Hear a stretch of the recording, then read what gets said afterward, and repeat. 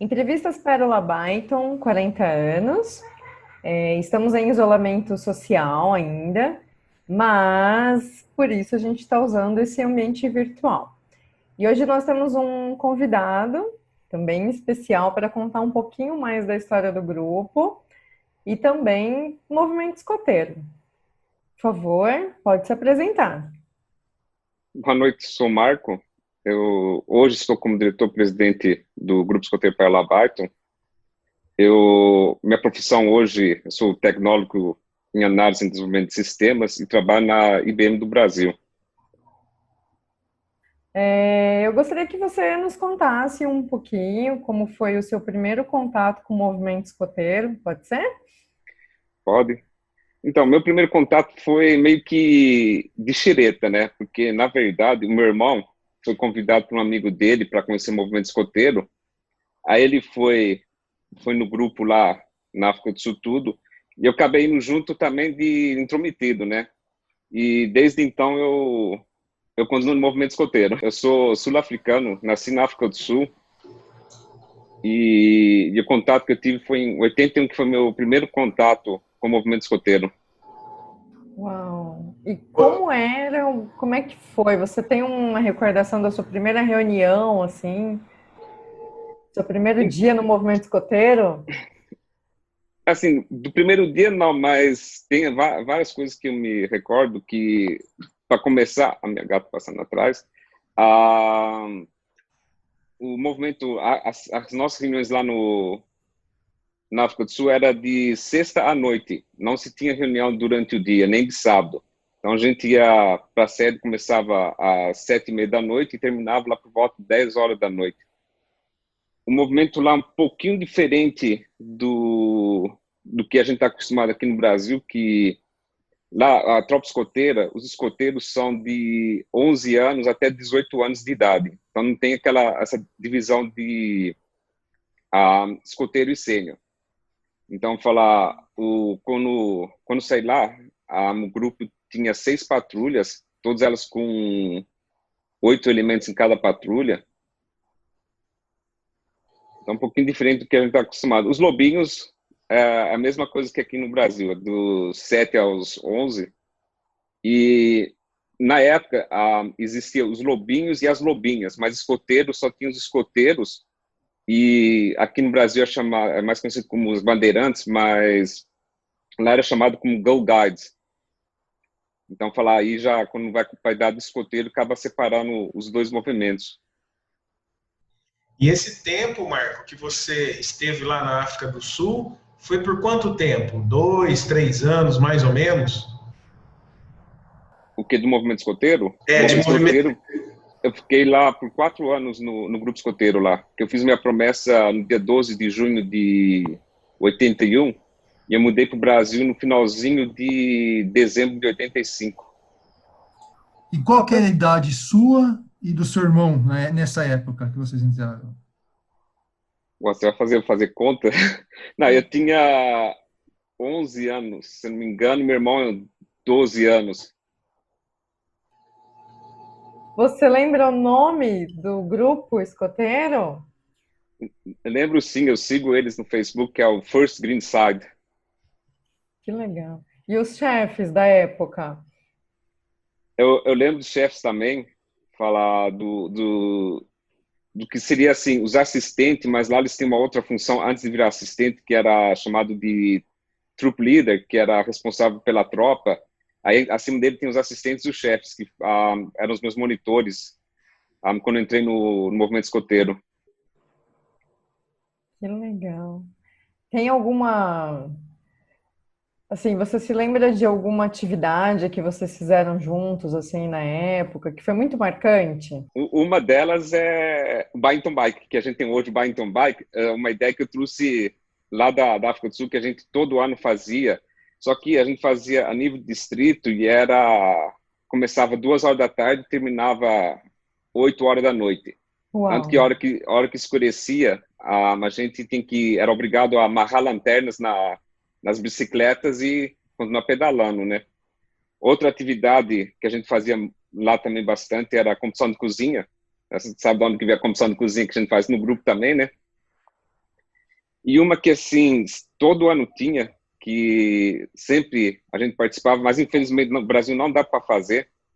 E hoje em dia acho que nem na África do Sul está fazendo por causa do perigo, que era uma jornada noturna que se ia passando de sede em sede, onde que cada sede de grupo escoteiro tinha uma base para você passar pelas bases. Eu lembro que a última que eu participei, a gente tinha que decifrar um mistério de quem estava roubando uns carros pela cidade. Então, cada sede tinha uma atividade diferente. Tinha um lá que tinha um cientista maluco que queria explodir o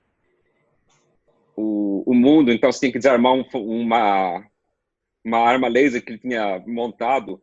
E era assim, era bem realista, porque eu me lembro nessa última que eu participei, eles falarem que a cerca era eletrificada e a gente correndo no escuro.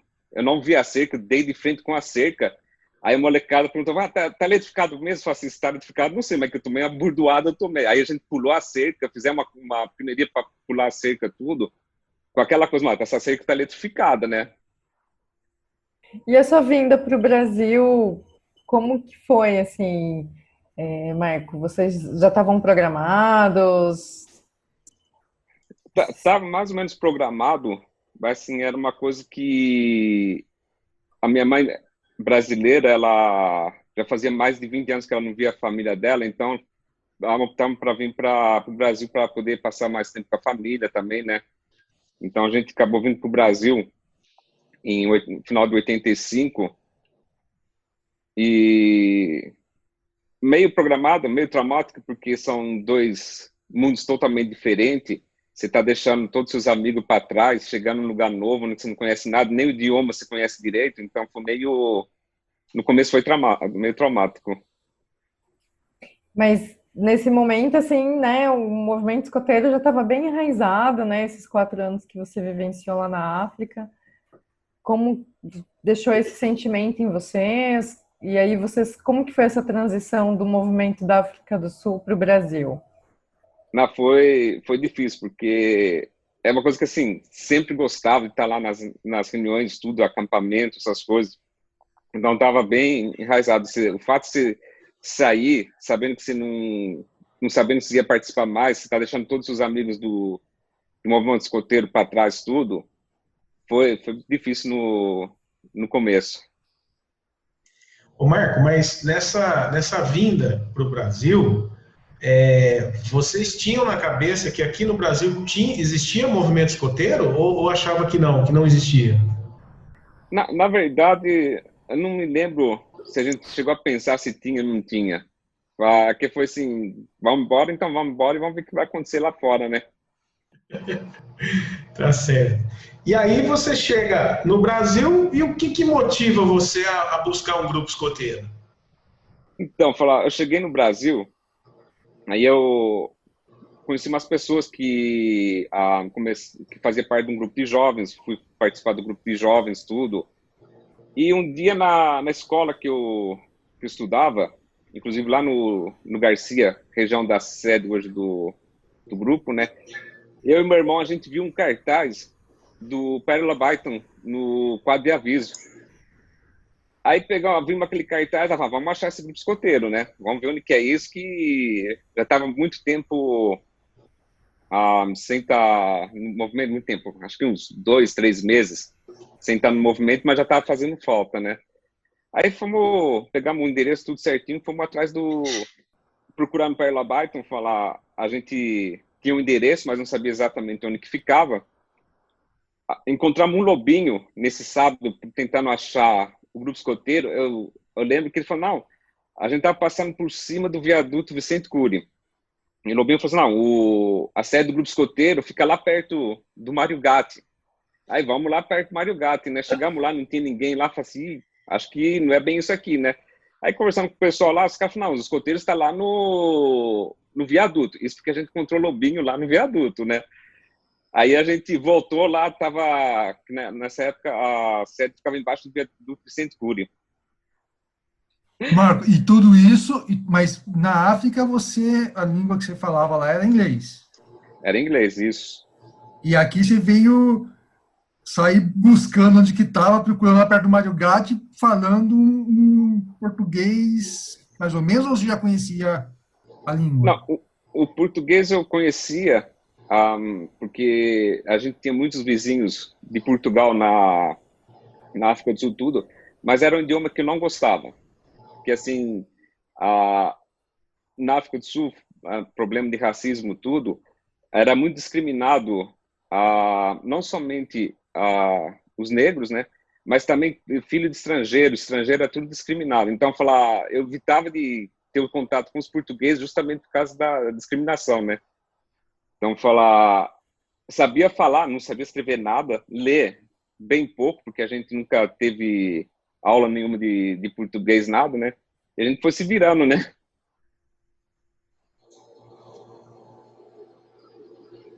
E aí você foi bater lá na guardinha, então, nesse dia. Aí fui bater lá na guardinha lá. Você tem Aí, uma memória de como foi sua primeira impressão, Marco, quando você chegou até onde era a sede do grupo, na época? Aliás, quem que te recebeu também lá nesse dia? então, a impressão foi meio assim, porque a sede do grupo que eu participava na África do Sul era uma sede gigantesca, tinha até um lago para fazer atividade aquática, tinha um campão. A hora que chegamos na sede, você vê descer embaixo do viaduto, que era o refeitório da guardinha, né? Afinal, o escoteiro fica numa sala lá em cima. Aí entramos numa sala, tava lá o Daniel, Alexis, a gente entrou, tava Davi e o Cícero, se não me engano, também. Entramos na sala lá, aquele português ruim tudo, tentando conversar com eles. E a sala, que era a sede do grupo, era almoxarifado, era tudo, num cantinho só. Então, foi uma experiência bem diferente, do que estava acostumado, né? Eu sei que aí você tinha 2 africanos conversando com aquele português esquisito, um uruguaio, que é o Alexis, também falando português dele, bem interessante. E quem que foi o que teve mais sucesso nessa comunicação com vocês?